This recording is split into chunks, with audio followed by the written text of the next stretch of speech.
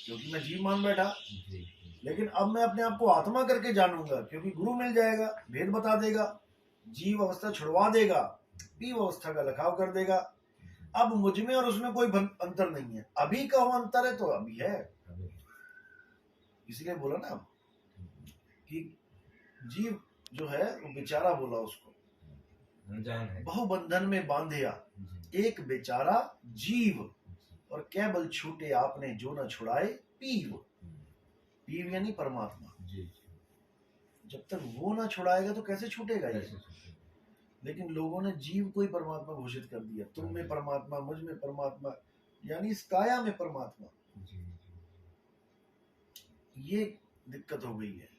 काया में परमात्मा घोषित करोगे तो अनंत परमात्मा हो जाएंगे। जीव तो अनंत है ना, अनंत शरीर है, अनंत परमात्मा हो गए। फिर परमात्मा एक क्यों कहते हो? फिर तो तुम भी परमात्मा, मैं भी परमात्मा।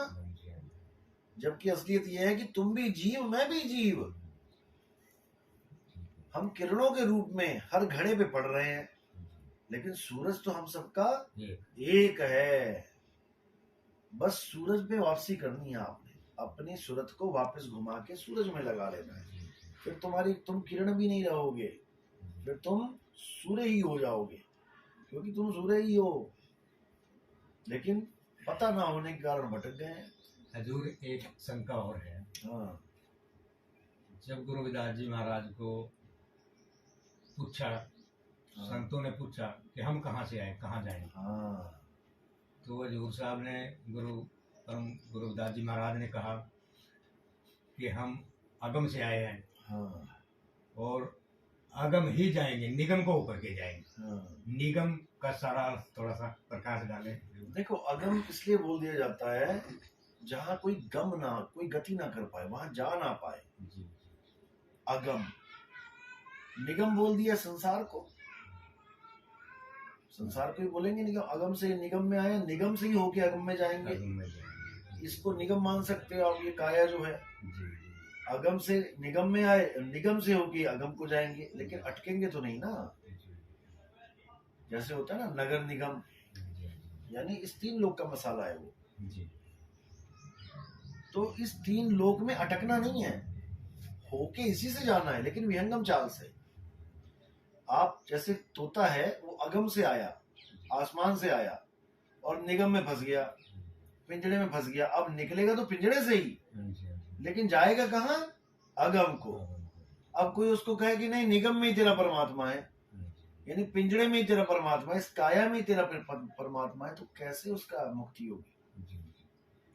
उसका ध्यान इस पिंजड़े में लगा दिया अगर तोते का, तो वो कभी मुक्त नहीं हो पाएगा।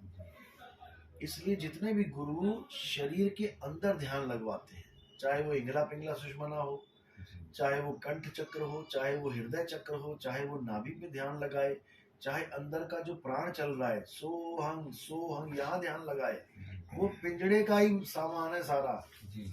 तोता पिंजड़े के ही सामान को पकड़ के बैठा है। पकड़ना किसको था?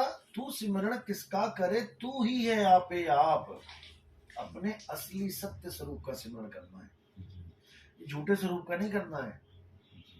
जैसे कुत्ता शीशे के आगे खड़ा हो जाए तो उसका ध्यान शीशे में चला जाता है और वो भौंकने लग जाता है। अब शीशे के अंदर कौन गया? कुत्ता गया या उसका ध्यान गया? शीशे के अंदर कौन गया? बाहर खड़ा हुआ कुत्ता शीशे में चला गया या उसका ध्यान गया? केवल ध्यान गया, उसका ध्यान गया, उसकी सूरत चली गई। अब सूरत गई तो फंस गई वहां पे। अब वो ये नहीं जान पा रहा है कि मेरा प्रतिबिंब है, ये मेरी नकल है। अब सूरत फंस गई काया में जो नकली दिख रही है। तो साहिब कह रहे, सूरत फंसी संसार में, तासे पड़ गई दूर, सूरत बांध स्थिर करो। कहाँ पे? अपने असली स्वरूप पे। जो काया के अंदर, शीशे के अंदर स्वरूप है, वो नकली स्वरूप है। ये नकली है, ये शीशा है मिट्टी, इसमें ध्यान आ गया है, इसलिए मिट्टी जीवित है। अब इसी का ध्यान हटा के अपने असली स्वरूप में लगा लेना है। तो ये विदेह ध्यान कहलाता है, यानी देह में नहीं, विदेह। जैसे देश यानी मेरा भारत देश, और बोलूं विदेश यानी भारत में नहीं। आपका बेटा कहाँ गया? विदेश गया है। विदेश गया मतलब भारत में नहीं है वो। अब तुम भारत में ढूंढोगे उसे तो वो नहीं मिलेगा। इसी प्रकार परमात्मा विदेह है और उसको तुम देह में ढूंढोगे नहीं मिलेगा। इसलिए कबीर साहब ने बोला देही ज्ञान सब जगत बखान है। जितने गुरु बैठे हैं सारे देही ज्ञान लेके बैठे हैं। विदेही ज्ञान कोई बिरला जाने, यानी भारत की बातें तो सारे ही कर रहे हैं, ये काया की बातें सारे कर रहे हैं, इंगला पिंगला साध लो, ये कर लो वो कर लो। विदेही ज्ञान यानी काया से बाहर का ज्ञान कोई बिरला जाने, क्योंकि तोता काया से बाहर यानी पिंजड़े से बाहर जाएगा तभी आजाद होगा।